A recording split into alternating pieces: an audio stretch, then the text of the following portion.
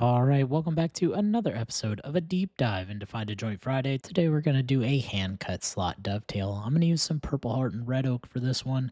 Now, I'm going to start out by laying everything out on the red oak and purple heart. I want to set the depth of that dovetail itself, so I'm going to use the wheel marking gauge for that, marking all sides on that purple heart so I can see where that cut goes as I cut that tail on it.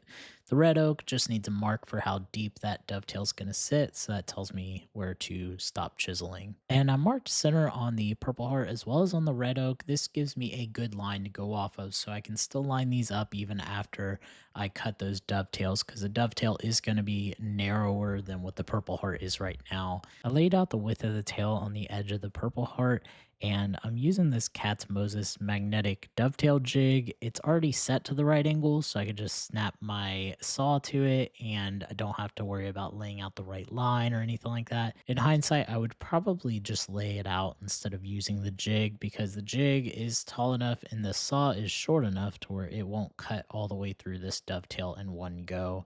Overall, it was going pretty smooth until this happened. Ugh, whatever. Those were saw slaps of deep thought.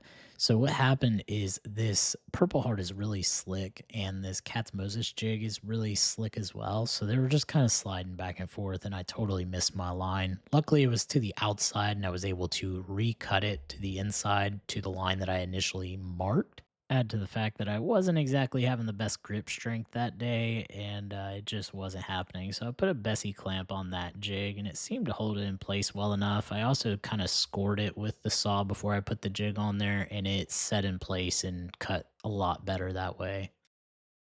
Now, you might be wondering, why is this dude using this sketchy vise to cut his joinery?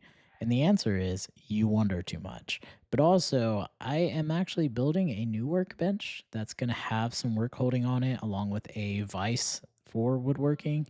So, what I want you to do is in the comments down below, let me know what must have features I should have on this workbench.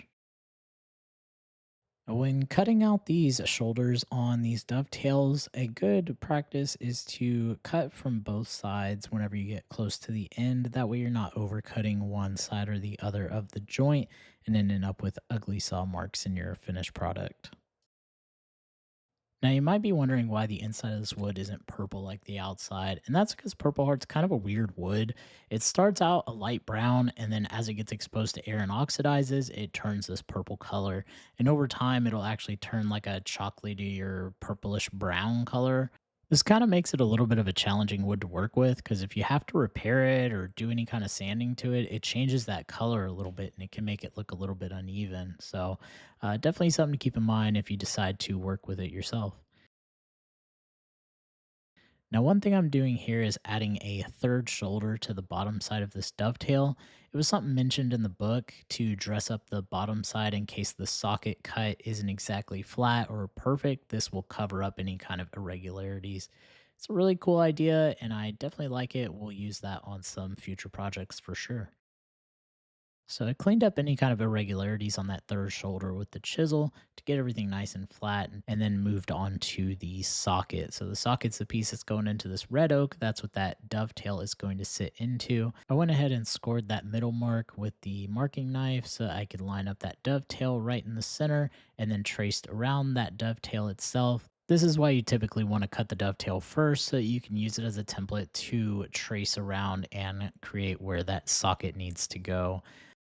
Now, because we did put that third shoulder on this dovetail, we want to make sure we take that into account when setting the depth because that's what's going to be the bottom of the actual socket itself. So I set my wheel marking gauge, taking that into account and marked that on this red oak.